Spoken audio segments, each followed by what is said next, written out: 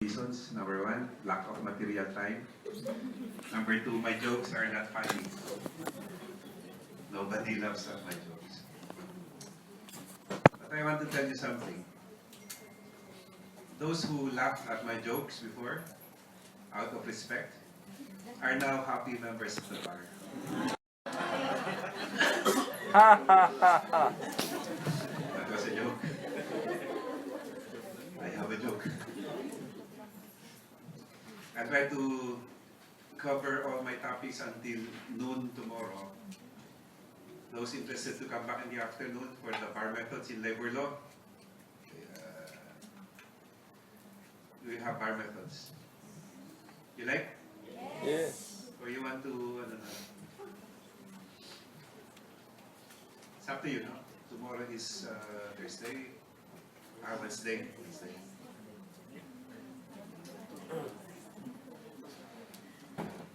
Form is as important as substance.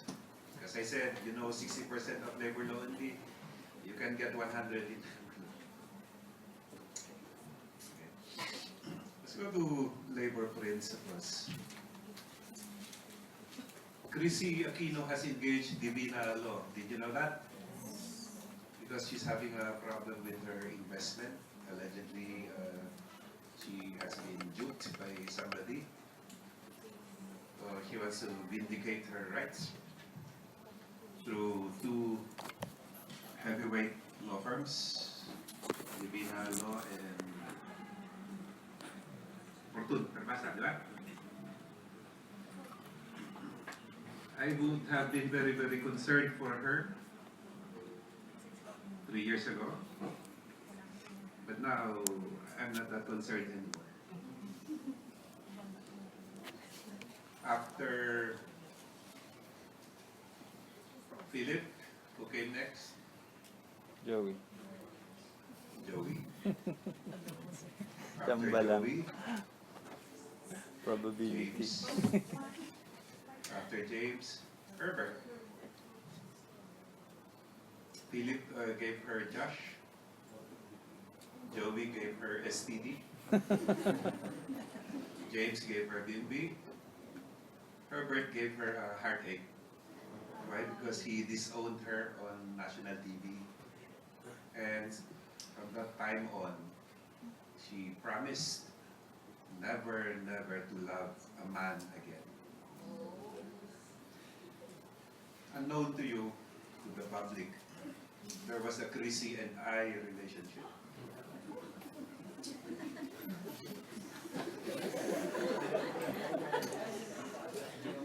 Don't tell that to Dean Bofis. Don't tell that to Professor Sandoval. But there was really a Chrissy and I relationship. But that relationship was full of questions.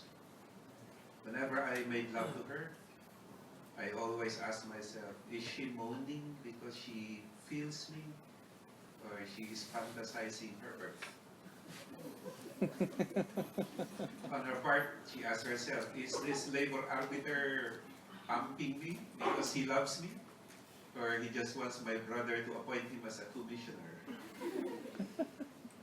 So it did not last because of trust issues. Just like employer-employee relationship. It is born, it is ended. Why? Because of certain questions also. Employer-employee relationship is a Chrissy and I relationship full of questions.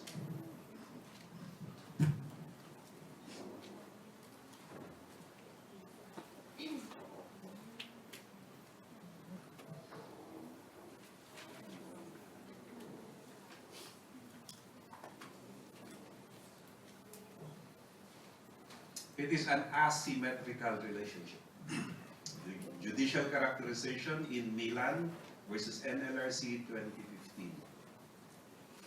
As an asymmetrical relationship, it is a relationship between non-equals, with the employer being recognized as the strong party and the employee as the weak party.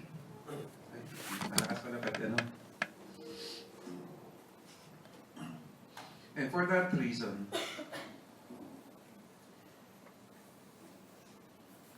there is preferential option for the weak party.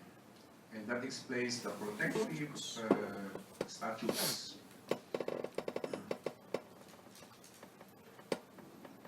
However, in this jurisdiction, in this country, we observe the principle of social utility, or the social utility theory. Employers and employees have rights which equally deserve, or which deserve equal protection under the law. Hence, full protection to labor cannot translate to the oppression or self-destruction of the employer. In one case, a labor arbiter decided a case in favor of the worker for the sole reason and nothing else more that he was the weak party. He was chastised by the Supreme Court.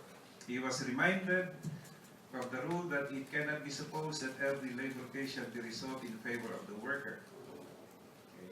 All because he is the weak party. His attention was invited to the better rule that every labor case should be resolved in favor of or based on established facts and applicable law and doctrine. Because social justice authorizes neither self-destruction nor oppression of the employer. Compassion for the poor is the imperative of every humane society, but only if the recipient is not a rascal claiming an undeserved privilege. So again, the rule to apply is the social utility theory, which equally protects the parties to employer-employee relationship. C. Contractual relationship. In the recent case involving bus operators, involving DO 118-12, the Supreme Court invited our attention to the characteristic of employer-employee relationship, not only as a contractual relationship, but as one impressed with public need. Article 1700 of the new Civil Code come two characteristics, C and I, where C is contractual and I is impressed with public interest.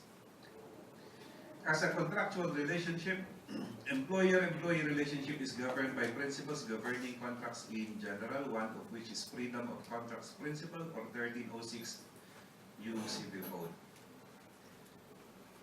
Just as the parties are free to enter into it, they are free to leave it. Because the law will never permit that relationship to turn into an involuntary servitude on the part of the employee, as well as a source of oppression or self-destruction on the part of the employer.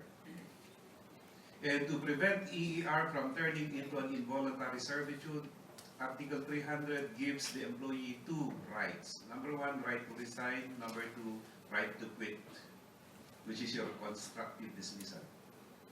Under the first paragraph of 300, an employee is allowed to relinquish his position for any reason under the sun, especially personal.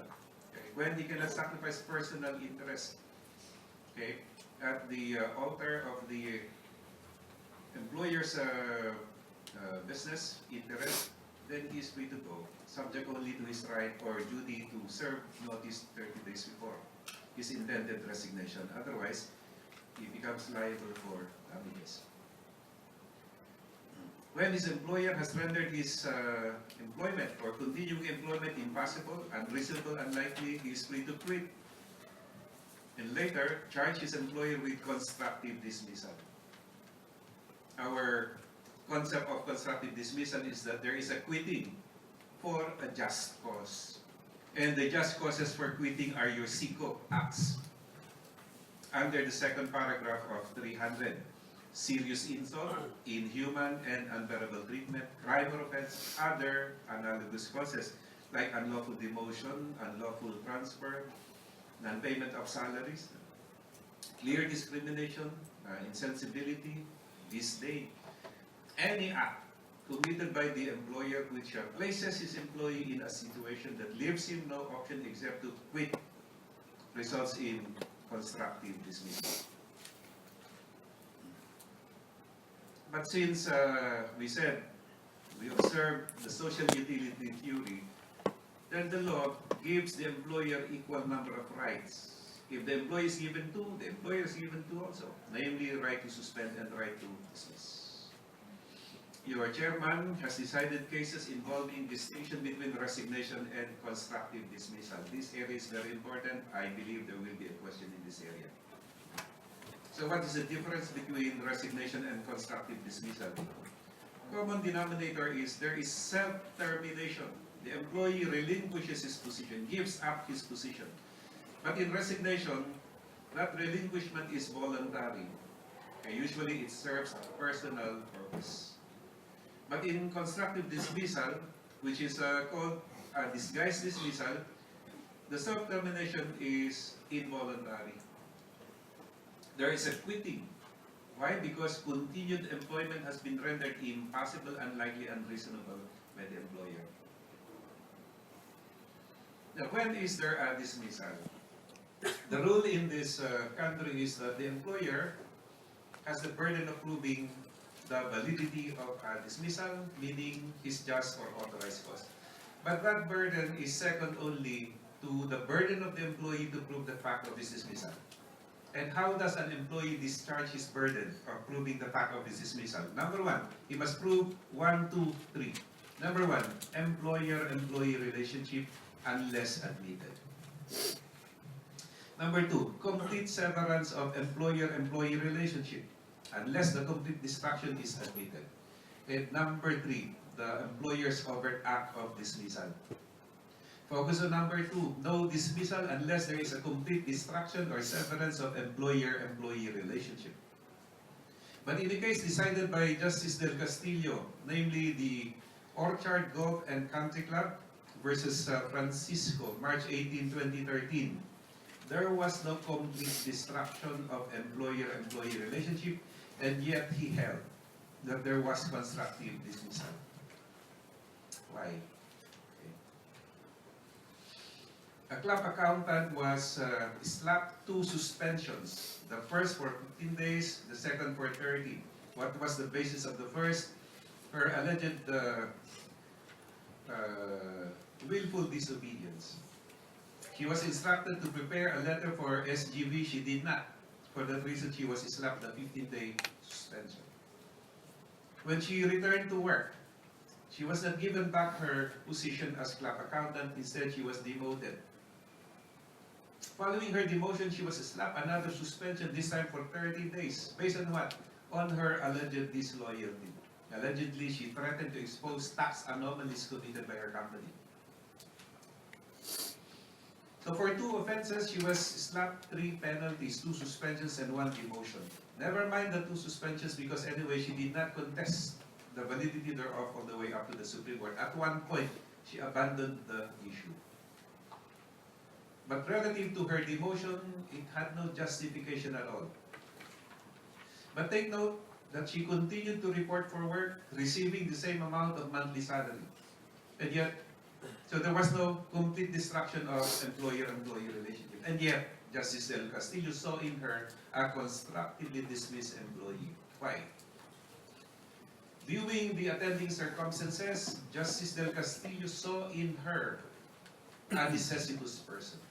And he said a necessitous person is not a free person.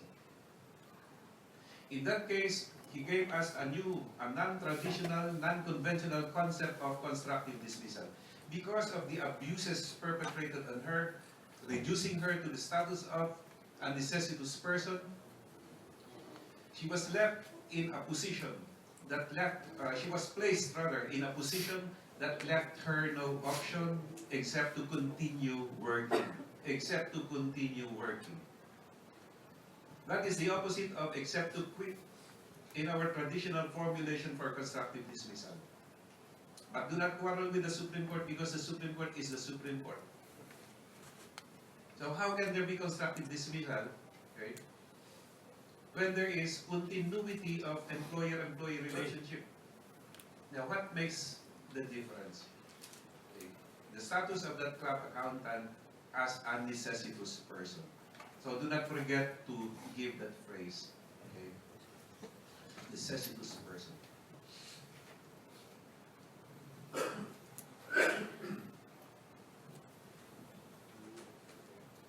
I or R. Relationship between master and servant. Of course, the master is the employer, servant is the employee. One of the prerogatives of an employer is to lay down rules which must be reasonable.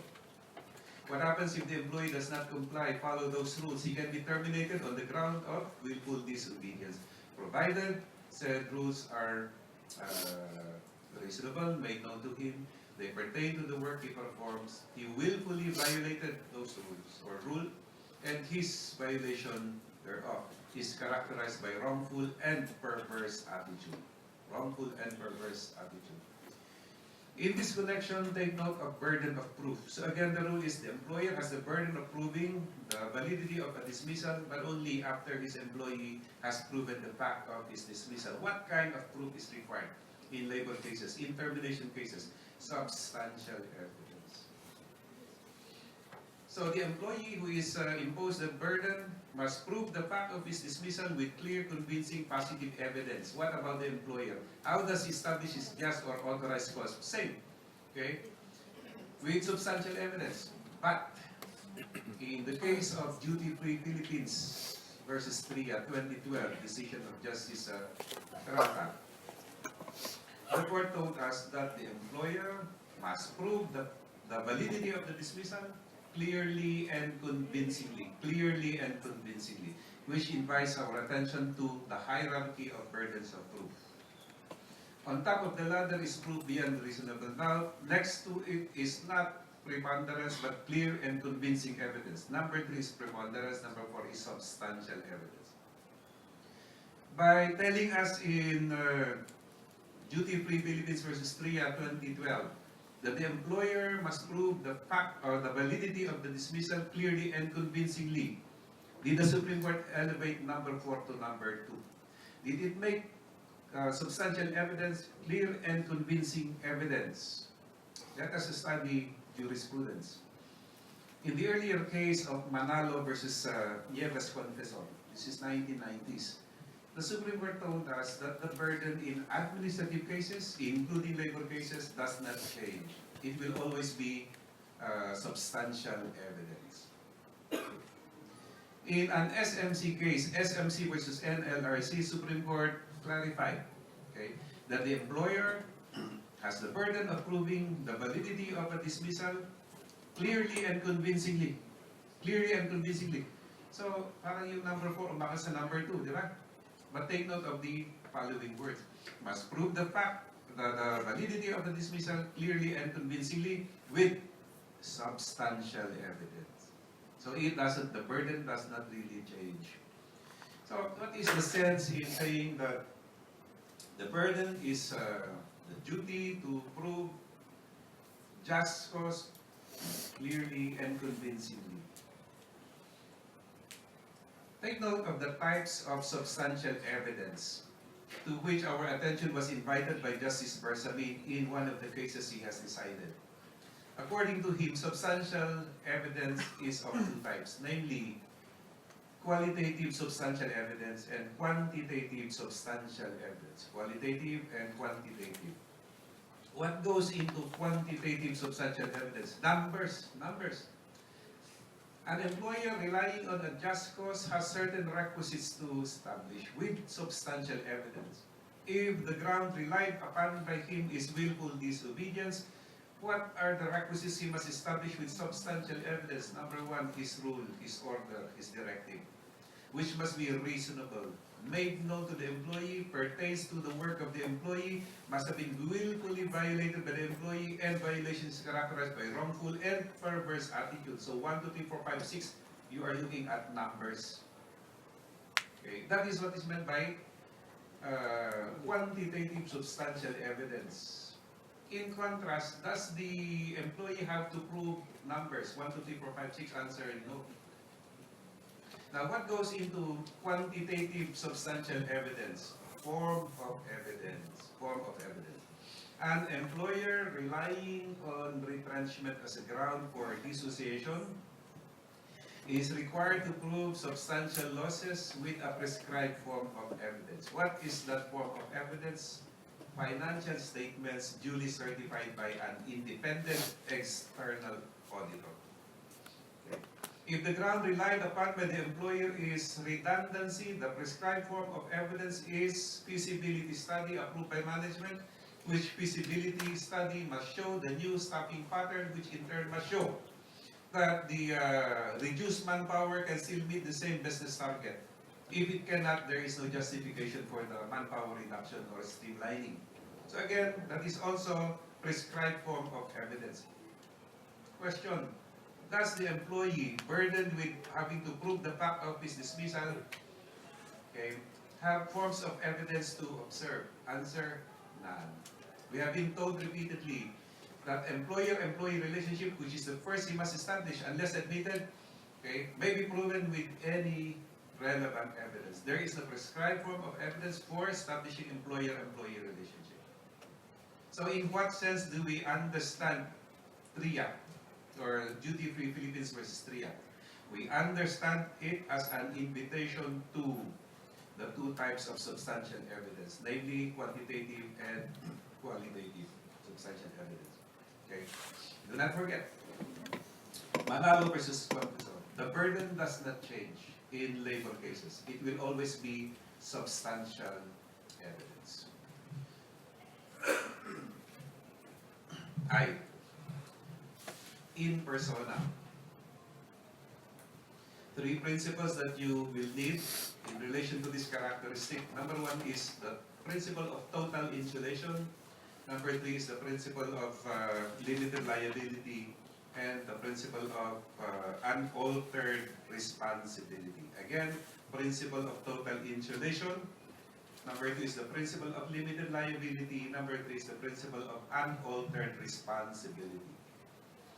In the case where you have a company, X company, and another company, Y company, and an employee, A, in the case where the second company comes in to buy the business of the first company, A does not automatically become the employee of the buying company. Why? Because there is a corporate wall, a veil that separates the two corporations. Because employer-employee relationship, being in personam, in character, is limited to the first company and that employee. It does not overflow as to make the buyer company liable, okay, to the employee. So the second company, by reason of the principle of separate legal personalities, is totally insulated from the liabilities of the selling company towards that employee. But just as your principle of separate legal personalities admits of exceptions like using the veil and instrumentality rule, your principle of total insulation admits also of exceptions, namely principle of limited liability and principle of unaltered responsibility. In a case where the second company is willing to absorb the employees of the first company, that absorption, which creates for you a successor employer in the person of the second company, that absorption may come with certain limitations. Okay, second company says, I will absorb all your employees, but I do not want to honor your CBA with them. Illustration of limited liability. Or I will absorb all your employees, but they have to elect another EBR because I do not like the present EBR. Limited liability. Now, where there is substantial evidence upon which to disregard that veil separating the two, okay, then the two corporations shall be treated as one and the same. In other words, the entry of the buying corporation will not alter the liabilities of the selling corporation. So please take note of your fraud theory and your other theory. Okay? In 2015, there was a question on this one. If you are reading previous bar questions and answers, I was the one who suggested the answer, kaya pumasok yung three principles na yan. Hindi mo naman nababasa yan dati. Okay? Where did I get those three principles? From an author Okay, pero wala na siya, hindi siya nagsusulat eh. Magaling siya, very thin lang libro niya. I think Attorney Han, UB yun. Wala na, he's not active na. Okay, so those are three important principles. S is the constitutional characteristic of employer-employee relationship. It is a shared responsibility. In 2009, the bar question was, what